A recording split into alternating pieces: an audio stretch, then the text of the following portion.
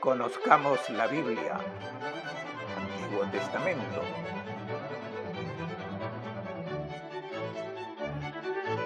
con el padre Claudio Doglio.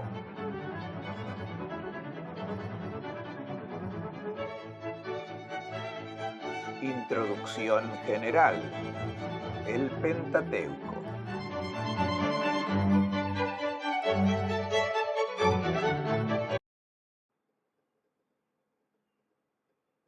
Estamos comenzando una nueva serie de reuniones para introducir el Antiguo Testamento. Hasta ahora nos hemos centrado en los libros del Nuevo Testamento, los relacionados con la experiencia histórica de Jesús de Nazaret, escritos por sus discípulos. Ahora vamos a considerar la gran serie de libros que ya eran considerados como escritura sagrada en la tradición del pueblo judío. Cuando Jesús y sus discípulos hablan de la escritura, hacen referencia a estas obras antiguas que eran el patrimonio del pueblo de Israel, que custodiaban estos documentos importantes de la revelación de Dios a su pueblo. En general, muchas personas cuando dicen Biblia piensan inmediatamente en el Antiguo Testamento. Es fácil escuchar la oposición entre Biblia y Evangelio. Creo que es importante entender cómo el Evangelio es parte de la Biblia. El término Biblia indica toda una serie de libros. Abarca la colección que nosotros cristianos llamamos Antiguo Testamento y la colección que llamamos Nuevo Testamento. En el Nuevo Testamento entran los 4 evangelios, los Hechos de los Apóstoles, las cartas de Pablo y otras cartas, y el Apocalipsis. El Nuevo Testamento es una parte de la Biblia. El Antiguo Testamento es la otra gran parte.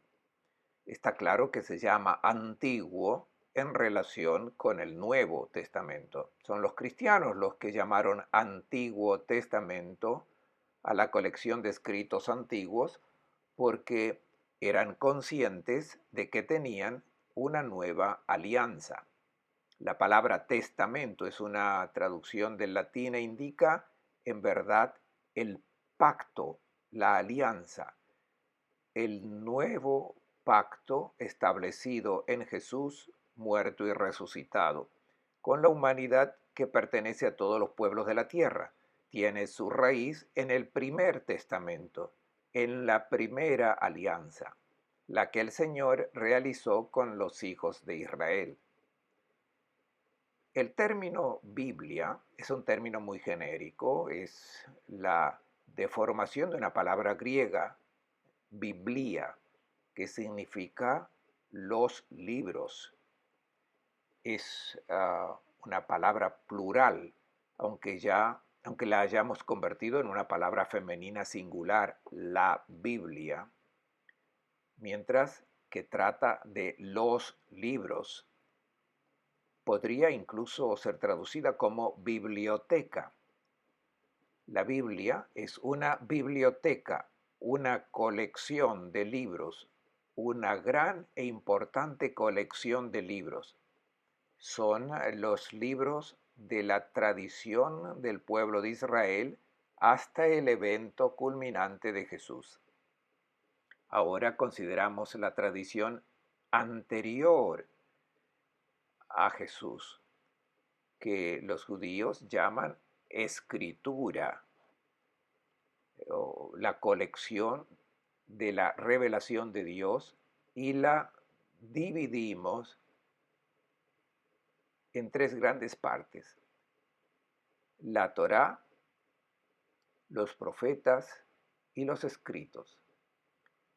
Nosotros trataremos de hacer una introducción global a toda esta serie de libros con el fin de echar un vistazo a la biblioteca, como si estuviéramos visitando una gran colección de libros y nos acompañaran para ver estante por estante, observando los tipos de volúmenes presentes con algún indicio de su contenido. También podríamos tomar en mano algunos libros y hojearlos, leyendo alguna parte, pero nuestra intención es tener una visión general del conjunto. Por lo tanto, en primer lugar, vamos a aclarar este aspecto. La colección de libros está estructurada, no están colocados al azar. Hay un orden y una organización. Se dividen en tres grandes bloques. El primer bloque, los judíos lo llaman Torá. Los judíos de habla griega introdujeron el término Pentateuco, que ha permanecido en nuestra lengua. No significan lo mismo, pero son lo mismo. Así que empecemos tomando en consideración ese bloque de libros introductorios y fundamentales de la tradición judía que llamamos Pentateuco. Significa 5 estuches. Estuches porque en la antigüedad los libros tenían forma de pergamino y cada pergamino se ponía en un estuche. Imagina que cuando tienes que llevar un diseño, lo pones en un tubo dentro de un cilindro que sirve para conservar mejor un pergamino. Y así este libro introductorio y fundamental fue dividido en 5 pergaminos que fueron puestos cada uno en un estuche, por lo que el libro fue calificado como Pentateucos, o sea, el libro que está en 5 estuches.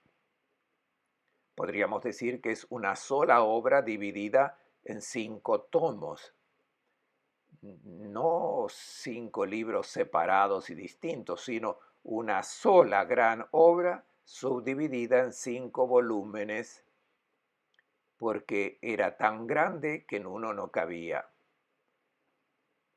En hebreo, esta colección ahora se llama Torá, que por lo general se traduce como ley. Es una traducción que tiene poco sentido y es inexacta. El sustantivo Torá viene de un verbo hebreo que significa indicar, precisamente como hacer el gesto del dedo índice de alguien que señala, indica a alguna otra cosa, a una persona. Torah significa instrucción, formación, doctrina, enseñanza. Es mucho más amplio que la ley. De hecho, el contenido de la Torah no es solo legislativo, no es solo una antología de códigos, normas, de leyes, sino que contiene muchas historias. La instrucción fundamental se da contando la historia del pueblo, la historia primordial, los fundamentos de la experiencia del pueblo de Israel. Recontar estos eventos es Torah, instrucción, doctrina, formación. La Torah está dividida en 5 volúmenes que toman su nombre de su contenido. En hebreo solían llamar a estos libros por las primeras palabras, con la expresión inicial del texto. Todavía lo hacemos con los documentos oficiales de la Iglesia. Piensen en los documentos del Vaticano II o en las encíclicas papales. Se llaman por las primeras palabras. Así es como los judíos llaman a estos libros. Al principio, los nombres él llamó en el desierto las palabras. En cambio, nosotros los llamamos con nombres abstractos que fueron dados por los judíos de lengua griega que en el siglo segundo antes de Cristo tradujeron estos libros al griego en Alejandría, en Egipto. Y así llamaron al primer libro Génesis, Origen, y nosotros sin traducir tomamos el título Génesis. En principio Dios creó los cielos y la tierra. El segundo libro lo llamaron Éxodos, que significa salida.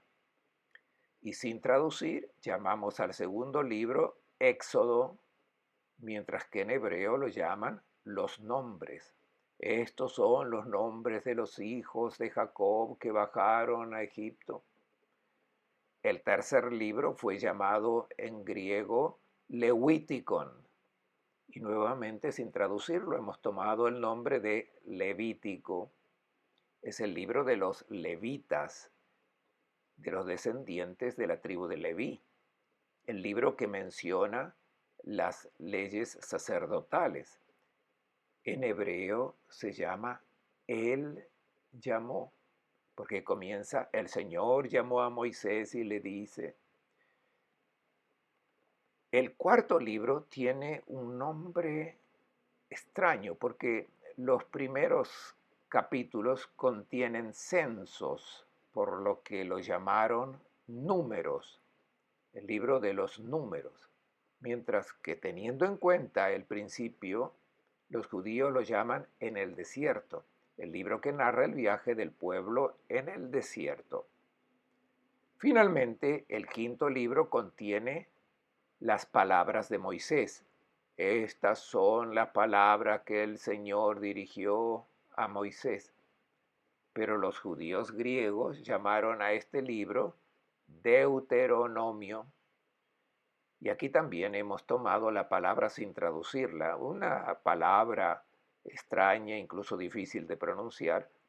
Si uno sabe un poco de griego, debería reconocer que deutero significa segundo y nomos es la ley, por lo que traduciría la segunda ley, pero está mal. El Deuteronomio es una copia de la ley. Fue un título desafortunado.